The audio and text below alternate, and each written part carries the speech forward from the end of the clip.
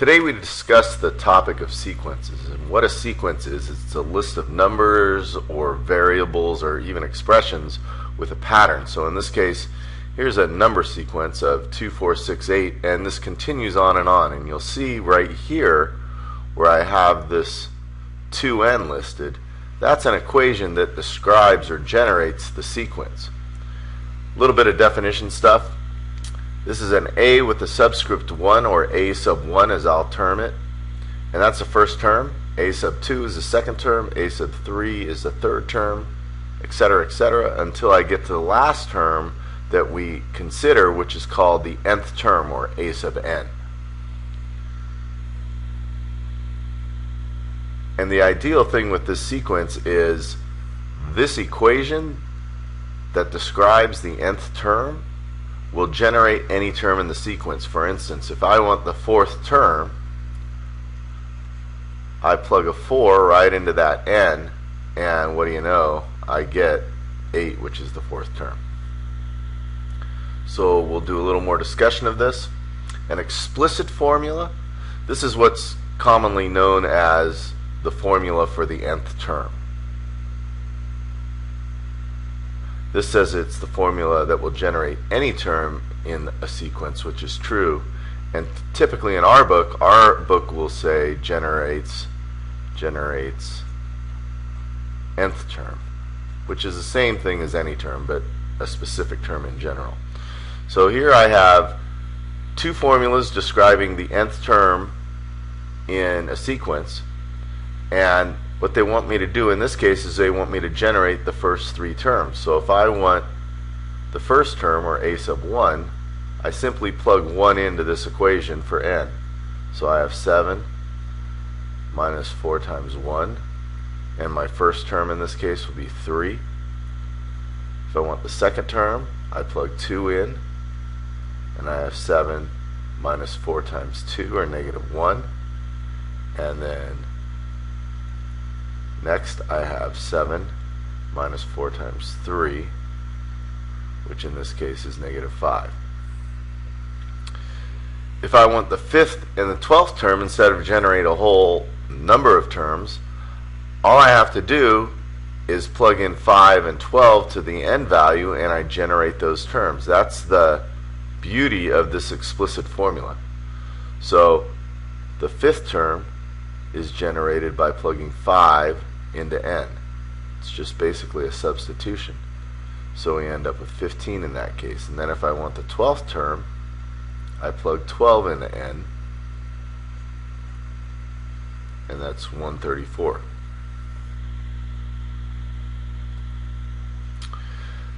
Now I'll be a little more specific and talk about the arithmetic sequence.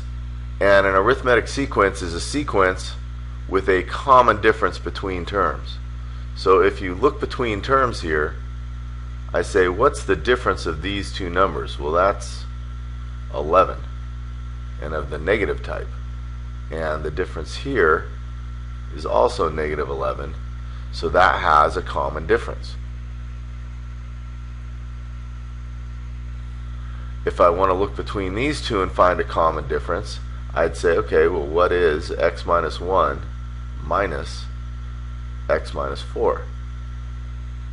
And in that case, the x's reduce out, and we end up with 3 in this case. And then I look and say, well, is that the same difference over here? I take x plus 2, always take the latter term and subtract from it the previous term, and the x's reduce out again, and I have 3. So this is a difference of 3, even though I have variables in the problem. In this last group, we do the same thing. We take the latter term, x plus 1, subtract off the previous term, which is 3x minus 1. And in this case, the variables don't go away, so I'm left with negative 2x plus 2. And let's do the same thing for the second group. We have 3 minus x plus 1. Negative x minus x is negative 2x. and 3 minus 1 is 2. So this has a common difference of negative 2x plus 2, which makes all of these arithmetic sequences because they all have a common difference between terms.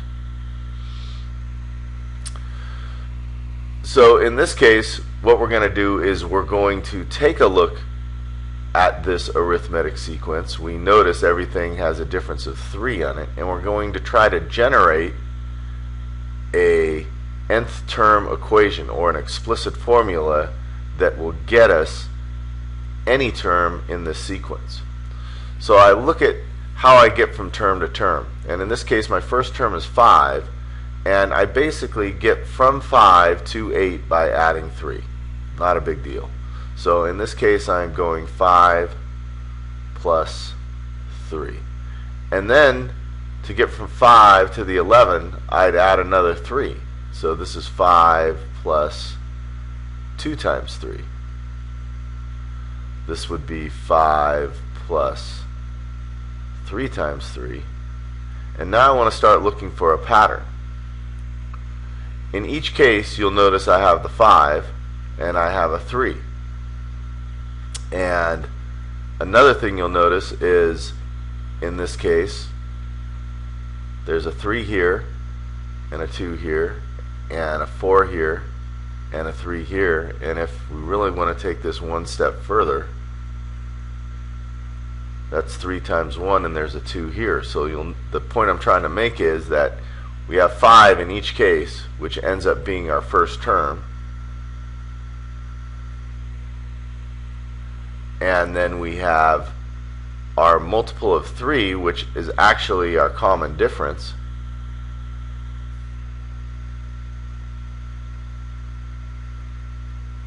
And then we have, in this case, a counter of 1, 2, and 3, which is all one off from the subscript number. So this is our subscript, which is n minus 1. And in general,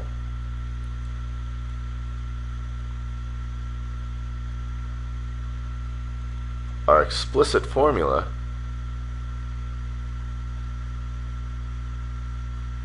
for an arithmetic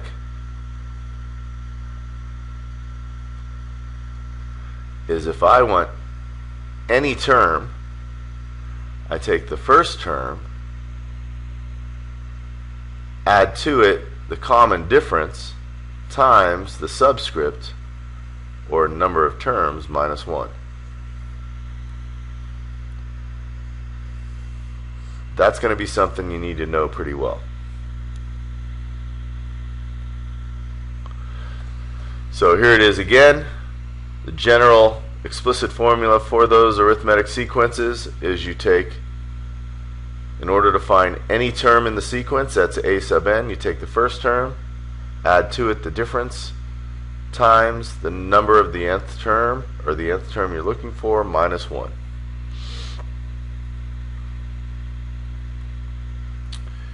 What we want to do is we want to write an explicit formula, or the formula for the nth term, for the following sequence. Well, in order to do that, we're going to need our common difference, and we can see in this case that this is increasing by 4 every time, so our difference is equal to 4. And if I want an explicit formula, that's the nth term is equal to the first term plus d times n minus 1. And in this case, we don't know the nth term. We know the first term, it's negative 13. We just calculated our difference of 4. And this n minus 1 is always going to be the unknown, because we want to be able to plug a value for n in and get the actual term out. So this will do it. Now, I'll let you leave it like this. You can simplify if you'd like to 13 plus 4n minus 4, which, and it may actually help to do this every once in a while, negative 17 plus 4n. That's also an equation for the nth term.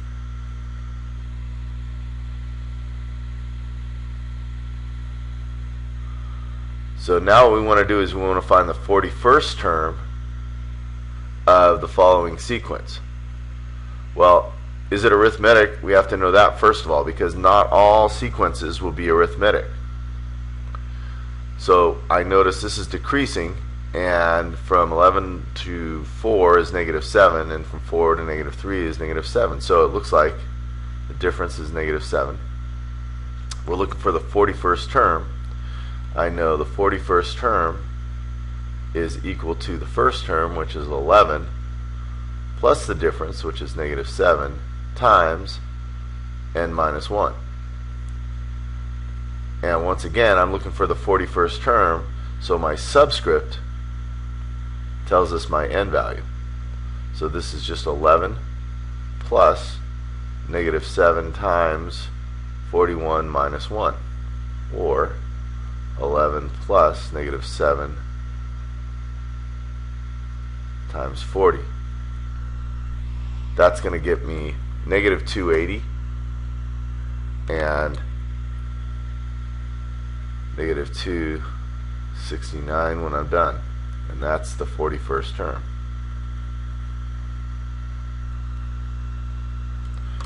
Alright, let's go to the next one. I'm going to find the first term given a common difference of 8 and the 47th term. So now we know that the first term, let's just write this again, and we'll stop using it in a minute. Since I know it's arithmetic sequence, I have to use all these items, and we want to find the first term, so that's unknown. We have a common difference of 8.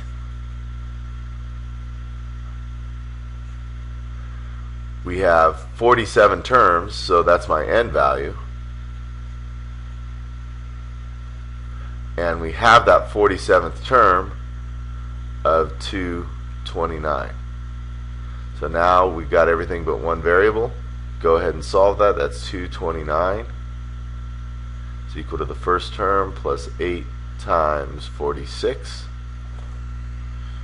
8 times 46 is just, what is 8 times 46? 8 times 46 is 368.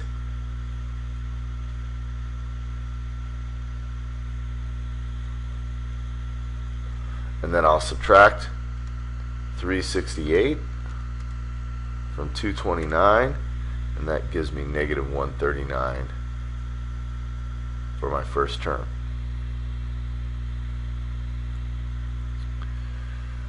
So now a little definition. The terms between any two non-consecutive terms are called the means. So given this arithmetic sequence that starts with -17, ends with 199, and has 1, 2, 3, 4, 5, 6 terms in between those two, we say we have 6 means between these two terms. Now if I want to find those two terms, and I know this is arithmetic, I know this is A1, or A sub 1, and then A2, A3, A4, A5, A6, A7, and A8. I know I have 8 terms in my sequence. So I should be able to find that difference given that I know my 8th term and my first term, because I have the nth term is equal to the first term plus the difference times the number of terms minus 1. So in this case my 8th term is 199. My first term is -17. I don't know that difference. And then I have 8 total terms minus 1. So in this case I have 199 equals -17 plus 7d. Take 199 and add 17 to it, that's 216 is equal to 7d. So I take and divide 216 by 7, and I don't end up with something pretty.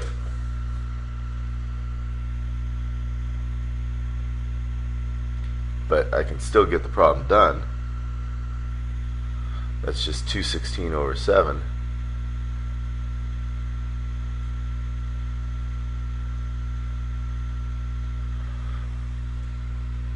So then I just add 216 over 7 to each one of these. So I take 117, and to get my next number, I add 216 over 7 to that. So negative 17 plus 216 divided by 7 gives me 97 over 7.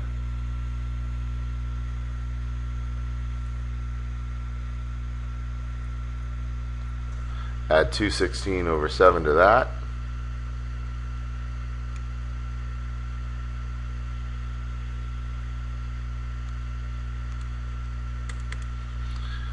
And I get 313.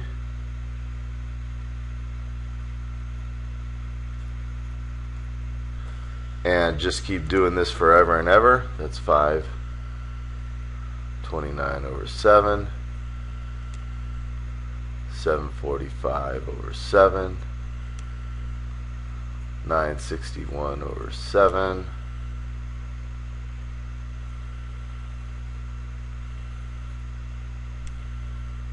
And finally 199. Not pretty, but totally doable.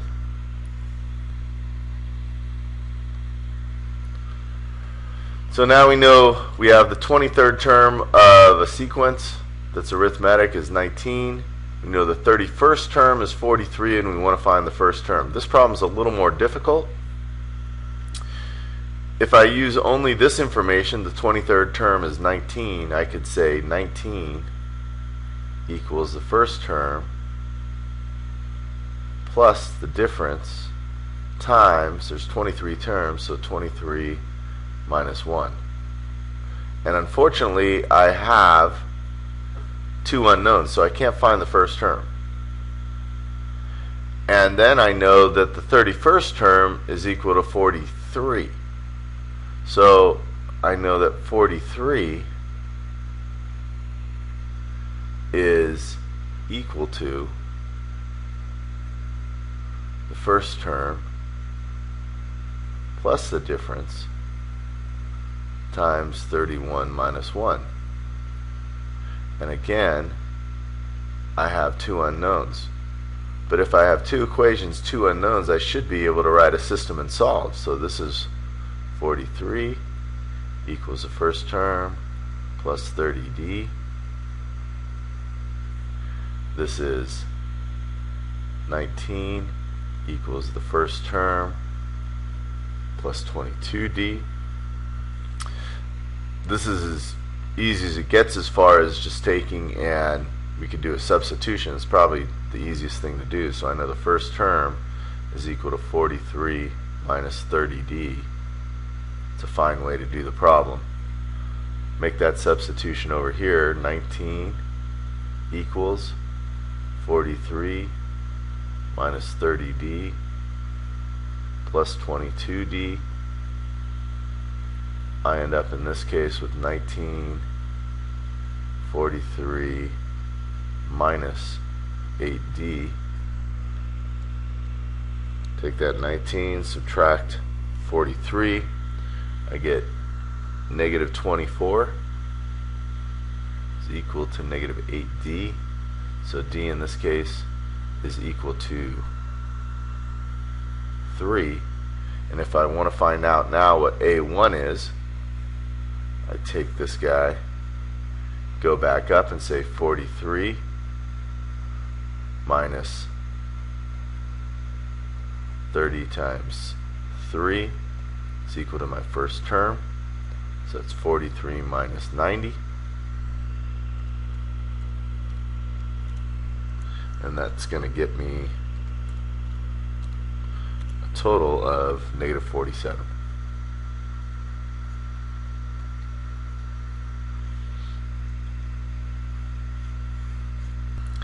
So there's another way to do this problem, and here's the way I think about it. I know I'm looking for the first term, and out here I know I've got the 23rd term, and I also have the 31st term. This guy's 19, this guy's 43. So what I could do, if I wanted to, is I could say that these were my only two terms. And if these were my only two terms, I would consider this my first term, this my last term, and then I could find the difference between, kind of like we did for the means in our previous example. If I called this the first term, here's the jump we're going to have to make. I'd have to back up 22 terms. So if I said, let this be the first term, I'd be going from 23 to 1. So once again, I'm backing up 22 terms. So if I back up from 31, 22 terms, I end up at the 9th term. And I could find the difference of this sequence, which is going to be the same difference as the sequence with this first term in it, because it just continues all the way up. So watch what happens. I take and say the 9th term, or a sub 9, which is 43, is equal to the first term, which I know is 19, plus the common difference, which I don't know, is equal to the number of terms, and we have a total of 9 terms in this case, minus 1. So now I have 43 equals 19 plus 8d. 43 minus 19 is 24, which is equal to 8d. And what do you know?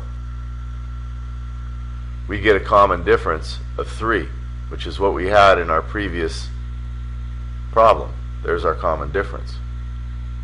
So now how do I get this first term? Well, now I go back and say, well, hey, now that I know the common difference, which is the same difference between these two as it is between the first term and all these, I'm going to go back and use my original information. I don't know that first term, but I have a common difference of 3. I have the 23rd term, which is equal to 19, and I should be able to find the first term. So I have 19 equals the first term plus 3 times 22. So that's the first term plus 66 is equal to 19. Take 19, subtract 66. We end up with negative 47 for the first term. Lo and behold, negative 47. So there's a couple ways to do it. You pick which way is comfortable to you and go ahead and do it that way. But I just thought I'd give you a couple of methods. And that's all we've got. Make sure you fill out your summary, do your Connect Ed, and we'll talk more tomorrow.